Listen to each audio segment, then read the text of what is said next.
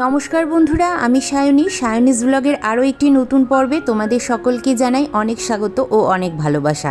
তোমাদের অনেক প্রশ্ন পেয়েছি, তারা মাকে ঘরে রাখা যায় কি না, মন্দিরে রাখা যায় কি না, তিনি তো শ্মশানচারিণী, তাহলে গৃহে আসলে কি তিনি কোনো ক্ষতি করেন কি না। তো এই সমস্ত প্রশ্নেরই আজকে উত্তর দেব বলে আমার এই ভিডিওটা তৈরি করা। এছাড়াও তোমরা অনেকে বলেছো যে আমরা ঘন ঘন অসুস্থ হই, তার জন্য একটা কিছু টোটকা দাও, বাড়ির দরজার সামনে কিছু একটা ঝুলিয়ে রাখবো কিনা তার টোটকা দাও। কেউ কেউ আবার বলেছো যে বাড়িতে অনেক সময় গা ছমছম করে, মনে হয় পাশের ঘরে কেউ একজন আছে, বা হঠাৎ করেই হাওয়া বাতাস ছাড়াই কোনো ফটো বা গাছ পড়ে ভেঙে যাচ্ছে। তো এগুলো কেন হয়, কী জন্য হয় এবং কিভাবে তুমি তার প্রতিকার পাবে, তো সবটা নিয়েই আজকের এই ভিডিওটি তৈরি করা। এগুলোতে কি আমরা আদৌ ভয় পাবো, না এগুলোকে জয় করে আমরা জীবনের দিকে এগিয়ে যাব? আজকের এই ভিডিওটির দ্বারা আমি চেষ্টা করব তোমাদের যার জীবনের যেই সমস্যাটি আছে না কেন, সেই সমস্যাগুলোকে একটু হলেও সলভ করার বা সমস্যাগুলোকে নিবারণ করার। হ্যাঁ, আমি কোনো সাধিকা বা কোনো জায়গাকার তান্ত্রিক নই, তবে আমি আমার জীবন থেকে যতটুকুন যা পেয়েছি আমি সেইটা দিয়েই তোমাদের সঙ্গে কিছু জিনিস আমি প্রত্যেকটা ভিডিওতেই শেয়ার করে থাকি।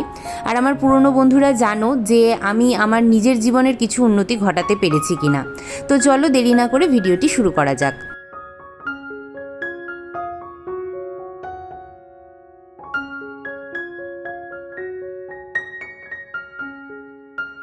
তো প্রথমেই বলি, আজকে হচ্ছে শনিবার, আর শনিবার দিন তোমরা সবাই জানো যে দুটো রঙের জামা কাপড় পরে থাকা উচিত আমাদের সবার। একটা হচ্ছে কালো, আর না হলে হচ্ছে ডিপ নীল কালারের কোনো জামা কাপড়। এটাতে বলা হয় যে কারোর যদি সাড়ে সাতির দোষ থাকে বা কারোর যদি জীবনে কোনো রকম কোনো বাধা বিঘ্ন চলছে, কোনো রকম কোনো সমস্যা চলছে, সেটা কিন্তু এই রঙটাতে দূরীভূত হয়ে যায়। এবং তার সাথে আরও একটা কথা বলবো, যারা তোমরা তারা মায়ের পুজো করছো তারা অবশ্যই এই তারা মায়ের পুজোর সময়টায় লাল রঙেরও কোনো জামা পরতে পারো, তবে অন্য সময়টায় আমি বলবো একটু কালো বা নীলের মধ্যে কোনো যদি জামা কাপড় থাকে সেটা একটু পরে থাকার। এবার বলি যে যেই তারা মাকে নিয়ে আমি কথা বলবো সেই তারা মা আসলে কে। তো হিন্দু ধর্মের যে 10 মহাবিদ্যা আছে তার দ্বিতীয় যিনি দেবী, দ্বিতীয় যে অধিষ্ঠাত্রী দেবী, তিনি হলেন এই তারা মা। এই তারা মায়ের হচ্ছে 3টি রূপ থাকে, একটি হচ্ছে উগ্র তারা, একটা হচ্ছে নীল সরস্বতী, আর একটা হচ্ছে নিত্য তারা বা দেবী তারা। তো আমাদের গৃহে যিনি বিরাজমান থাকেন, এই যে আলেখ্যটি দেখতে পাচ্ছ, সেটা হচ্ছে নিত্য তারা বা যিনি চিরন্তন তারা তার। এবার বলি এই তারা মায়ের ফটো বা এই মূর্তি যাই বলো না কেন, আর এই চরণ দুটি কিভাবে এসেছে।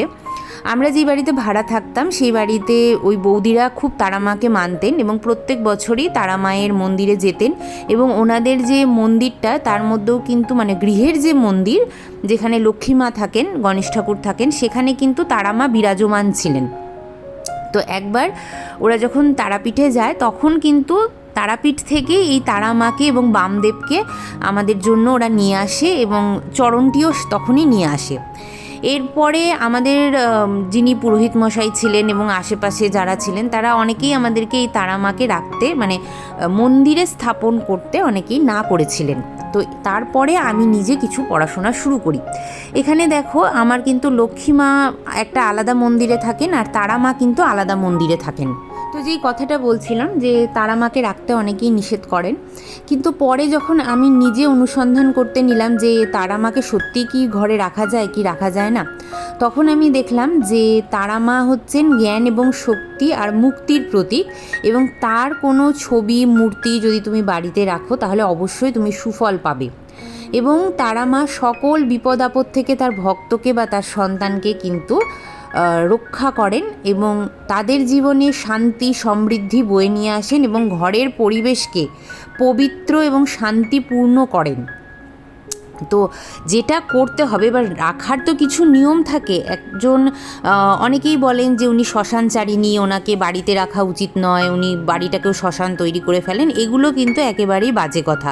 কোনো ভগবানই কোনো কিছুর মানে ক্ষতি করেন না, কোনো ভক্তেরই তারা ক্ষতি করেন না। যে আস্তিক তারও কোনো ক্ষতি করেন না, আবার যে নাস্তিক যে ভগবানকে মানে না তারও কিন্তু তারা কোনো ক্ষতি করে না। তো যে নিয়মটা আমি তোমাদেরকে বলছি, যে তারা মাকে যদি তোমরা বাড়িতে ঠাকুরের আসনে বা মন্দিরে রাখতে চাও, তাহলে কিন্তু তোমাদেরকে মন্দির একটা মানে আলাদা ঘরে মন্দির হওয়াটা সব থেকে ভালো, পবিত্র এবং শান্ত পরিবেশে তারা মাকে রাখতে হয়। কেন কি, তুমি যদি অনেকের থাকে ছোট বাড়ি বলে বেডরুমে ঠাকুর মন্দির থাকে, অনেকে ডাইনিংয়ের মধ্যে এখন ঠাকুর মন্দির রাখার একটা চল হয়েছে, সেইখানে না রাখাটাই ভালো। কেন বলছি, বেডরুমে কিন্তু স্বামী স্ত্রীর একটা শারীরিক সম্পর্ক তৈরি হয় এবং সেটা কিন্তু অবশ্যই কামনা বাসনার জন্যই তৈরি হয়। তো তারা মা হচ্ছেন শ্মশানচারিণী, আর শ্মশানে কিন্তু সমস্ত কামনা বাসনা মোহ সমস্ত কিন্তু কিছু ত্যাগ হয়ে যায়। মোক্ষ লাভের জন্য মানুষ শ্মশানে, মোক্ষ লাভের পরে মানুষ শ্মশানে যায়। তো সেই জন্য তারা মাকে যারা রাখবে, তোমাদের যেন মন্দিরের ঘরটা আলাদা থাকে। যেমন দেখো, আমার এই ঘরটাতে কিন্তু আমরা কেউ থাকি না, শুই না, কোনো খাওয়া দাওয়া হয় না এই মন্দিরটাতে। এখানে শুধু আমরা ঠাকুর পুজো করি আর ঠাকুরেরই রিলেটেড কয়েকটা জিনিসপত্র থাকে। তো এই রকম একটা ঘরে তোমরা যদি মন্দির থাকে তোমাদের, তবেই তোমরা তারা মাকে রাখবে। কখনোই বেডরুম বা ডাইনিংয়ে যদি থাকে তাহলে কিন্তু তারা মাকে সেইখানে রাখবে না। তারা মাকে তোমরা যেখানে রাখছো সেটা যেন উত্তর বা পূর্ব দিকের মুখ হয়, খুব ভালো হয় যদি পূর্ব দিকে মুখ করে তুমি বসাতে পারো। কেন কি জানা, এটা তোমরা সবাই জানি যে পূর্ব দিকে সূর্যোদয় হয় এবং পূর্ব দিক থেকে কিন্তু সূর্যোদয় হচ্ছে মানে কি, সেটা কোনো কিছু সূচনা করছে। তাই সূচনার দিকে মায়ের মানে যদি থাকে বিরাজিত মা, তাহলে সেটা ভীষণ ভালো হয় এবং তুমি পূর্ব দিকে মুখ করে মায়ের সামনে বসে ধ্যান করবে, মাকে পুজো করবে, সেটাই কিন্তু ভালো। প্রত্যেক দিন তোমরা জল ফুল মিষ্টি দেবে। আর এটা সবসময় মনে রাখবে বন্ধুরা, তারাপীঠ, যেটা মহাপীঠ তারাপীঠ বলা হয়, সেখানে কিন্তু প্রত্যেকটা বাড়িতে অন্য কোনো ঠাকুর থাকুক না থাকুক, তারা মায়ের বিগ্রহ কিন্তু অবশ্যই থাকে। এবং সেখানে যদি কোনো বাড়িতে কন্যা সন্তান জন্মায়, সে দরিদ্র ঘর হলেও কিন্তু কন্যা সন্তান যদি জন্মায়, তারা কিন্তু সেটা তারা মায়ের প্রসাদ হিসাবে মনে করেন এবং সেই কন্যাকে কিন্তু তারা ভীষণ সম্মান দিয়ে রাখেন। তো এটা হচ্ছে তারাপীঠের বিভিন্ন ঘরে কিন্তু আমি দেখেছি যে এই জিনিসটা হয়। আরেকটা কথা বলি বন্ধুরা, তোমরা যদি চাও যেই মন্দিরে লক্ষ্মী মাকে রাখছো, নারায়ণকে রাখছো, গণেশ ঠাকুরকে রাখছো, সেই মন্দিরটাতে তুমি তারা মাকে নাও রাখতে পারো। পাশে যেমন দেখতে পাচ্ছ আমি আরেকটা একই ধরনের মন্দির কিনে সেখানে মাকে রেখেছি, তো সেইভাবেও কিন্তু তোমরা রাখতে পারো। আচ্ছা, আরেকটা বলছি, তোমরা অনেকেই বলো যে আর্থিক সমস্যায় ভুগছি, ছেলে মেয়ে পড়াশোনায় একাগ্রচিত্ত না, তারা কিন্তু তারা মাকে অবশ্যই রাখতে পারো, সেবা করতে পারো। আর প্রত্যেক অমাবস্যা শনিবারে তার চরণ সেবা করতে পারো। যদি পারো করবে, না পারলে না করবে, তাতে কোনো অসুবিধা নেই। এবার আমি বলি, অনেক বন্ধুরা আমাকে বলেছে যে দিদিভাই দুপুরবেলার দিকে গাটা ছমছম করে, আমরা ছাদে গেলে মনে হয় যে পিছনে কেউ দাঁড়িয়ে আছে, সন্ধেবেলার দিকে চিলেকোঠার ঘরটাতে যেতে তাকাতে ভয় লাগে, ছমছম করে। বা অনেক সময় বলো যে দুপুরবেলায় হয়তো শুয়ে আছি, গাটা হঠাৎ করে ভারী হয়ে উঠলো। অনেকে আবার বলো যে হচ্ছে পাশের ঘরে কোনো হাওয়া নেই, বাতাস নেই, হঠাৎ করে মনে হচ্ছে যে একটা কিছুতে হয়তো কারো ফ্যামিলি ফটোটা পড়ে গেল বা একটা গাছ আছে সেটা পড়ে গেল। তো তাদের কথা বলি, এই যে চরণ সেবার যে জলটা বেরোচ্ছে, এটা যার যেরকম প্রবলেম আছে সেটা তো সব সময় করা সম্ভব না। তো এই যে চরণ সেবার জলটা তোমার বাস্তুতে মানে চারপাশে তুমি ছিটিয়ে দাও, ঘরের ভিতরে ছেটাতে পারো, যেই জায়গাটায় তোমার ভয় লাগছে সেই জায়গাটাতে ছেটাতে পারো, এমনকি নিজের মাথাতেও ছেটাতে পারো, বাড়িতে আর যারা 5 জন আছে তাদেরকেও ছেটাতে পারো। কেন কি, এটা দেখো, এই জিনিসগুলো তখনই ঘটে যখন তোমার কেউ অনিষ্ট করতে চাইছে। কাউকে হয়তো সে পাঠিয়েছে এবং তাকে কিছু একটা ক্রিয়া করে পাঠিয়েছে এবং সে তো নিজের কাজ করে যাচ্ছে। তো এই জিনিসগুলো কি হয়, তারা মা যেখানে থাকেন, তুমি 1 সপ্তাহ তারা মাকে তোমার বাড়িতে রেখে দেখো, তোমার এই জিনিসগুলো দূরীভূত হয়ে যাবে। এই যে গা ছমছম লাগা, কোনো জায়গায় একটা ভয় লাগা, তারপরে তুমি মনে করছো যে তুমি ছাদে জামাকাপড় মেলতে যাচ্ছ, তোমার পিছনে একজন কেউ দাঁড়িয়ে আছে বা গাটা ভারী হয়ে উঠলো, এই জিনিসগুলো কিন্তু একদম দূরীভূত হয়ে যাবে। কেউ যদি কিছু পাঠিয়েও থাকে, কাউকে যদি পাঠিয়েও থাকে, তাকে সেই বাড়ি থেকে বেরোতেই হবে। এটা সবসময় জানবে যে তারা মাকে যেই বাড়িতে রাখা হয় সেই বাড়িতে এই সমস্ত এই ধরনের ঘটনাগুলো ঘটে না। এবার অনেকে বলেছো যে দরজার সামনে কিছু ঝুলিয়ে রাখার ব্যাপার, তো তাদেরকে আমি বলবো, অমাবস্যার দিন মা তারার পায়ে যে তুমি প্রসাদী যে ফুলটা দিচ্ছ, যে জবা ফুলটা দিচ্ছ, 3টে জবা ফুল মায়ের পায়ে নিবেদন করবে এবং অমাবস্যা তিথি শেষ হয়ে যাওয়ার পরে ওই 3টি যে ফুল নিচ্ছ সেটাকে একটা লাল শালুর কাপড়ে মুড়ে ভালো করে বেঁধে তোমার যে এন্ট্রান্স বা সদর দরজা আছে তার মাথায় ঝুলিয়ে দাও। দেখবে কোনো রকমের কোনো অসুবিধা তুমি আর মানে ফিল করতে পারবে না। তোমার যা যা সমস্যা ছিল সেগুলো কিন্তু দূরীভূত হয়ে যাবে। অনেকে দীর্ঘদিন ধরে আর্থিক কষ্টে ভুগছো, কোনো রকম কোনো প্রবলেম হচ্ছে, বাধা আসছে, বিঘ্ন আসছে, ব্যবসায় মন্দা দেখা দিচ্ছে, চাকরিতে উন্নতি হচ্ছে না, আমি বলবো যে কোনো অমাবস্যা তিথির থেকে শুরু করে সন্ধেবেলায় তোমরা সন্ধে প্রদীপ দেওয়া হয়ে যাওয়ার পরে, এমনকি রাতেও করতে পারো, মায়ের সামনে বসবে, পূর্ব দিক বা উত্তর দিকে মুখ করে বসবে এবং জয় তারা জয় জয় তারা এই মন্ত্রটি তুমি 3 বার পড়তে পারো। ধীরে ধীরে বাড়াবে, 3 বার, 7 বার, তারপরে তার থেকে বাড়িয়ে 9 বার, 28 বার, 108 বার এরকমভাবে জপ করবে। জীবনের সমস্ত আর্থিক কষ্ট, বাধা বিঘ্ন তোমার দূরীভূত হবেই হবে, আমি এটুকুন বলতে পারি। আর তোমাদেরকে তো আমি বলেইছিলাম এর আগের ভিডিওতে যে দরজার মাথার উপরে যদি একটা পঞ্চমুখী বজরংবলীর ছবি লাগাতে পারো সেটা ভালো হয়। তুলসী মাকে নিজের উঠোনে রাখবে, ব্যালকানিতে রাখবে, যার যতটুকুন জায়গা আছে।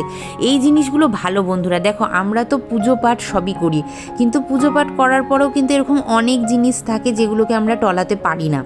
আর ঘন ঘন যারা অসুস্থ হচ্ছ তারাও কিন্তু অবশ্যই জয়তারা জয় জয়তারা এই মন্ত্রটি দিনে যতবার ইচ্ছে ততবার বলতে পারো, তবে শুদ্ধ বস্ত্রে বলবে, শুদ্ধ শরীরে বলবে, কোনো রকম মানে অশুদ্ধ অবস্থায় এই জিনিসগুলো করার চেষ্টা করবে না। দেখবে মা তোমাদেরকে অবশ্যই তোমাদের যেটা কষ্ট আছে সেটার থেকে দূরীভূত করবে। এবার আমার কিছু দিদিভাইয়ের প্রশ্ন ছিল যে আমার ছেলে মেয়ে পড়াশোনায় একদম অমনোযোগী, কি করে আমি তাদের মনোযোগ ফেরাবো। তো আমি বলবো ছেলে মেয়ের যে পড়ার টেবিল আছে সেখানে মা সরস্বতীর তো একটা ফটো রাখা উচিতই, বা মা সরস্বতীর যে ময়ূরপুচ্ছ থাকে সেটা আমি আগের ভিডিওতে তোমাদেরকে বর্ণনা করেছি কি করতে হবে না করতে হবে। তো সেটা ছাড়াও তোমরা কিন্তু তারা মায়ের একটা ফটো রাখতে পারো। তারা মায়ের ফটো রাখলে কি হয়, ছাত্রছাত্রীর একাগ্রতা বাড়ে, তার ফলে কি হয়, তার পরীক্ষার ফলটা ভালো হয়।